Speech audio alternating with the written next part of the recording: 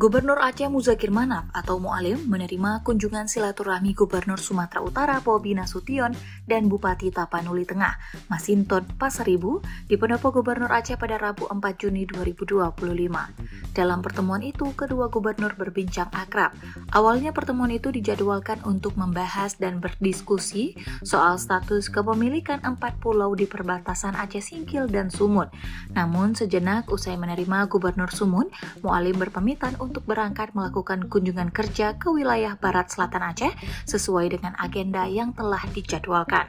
Selanjutnya, Gubernur Sumut dan Bupati Tapanuli Tengah dijamu sarapan pagi dengan didampingi para kepala SKPA dalam ruang adat Pendopo Gubernur Aceh. Gubernur Sumut Bobi Nasution yang dijumpai awak media saat akan meninggalkan Pendopo Gubernur Aceh menyampaikan kunjungan tersebut bertujuan untuk membangun kesepakatan bersama terkait kepemilikan 4 pulau di perbatasan.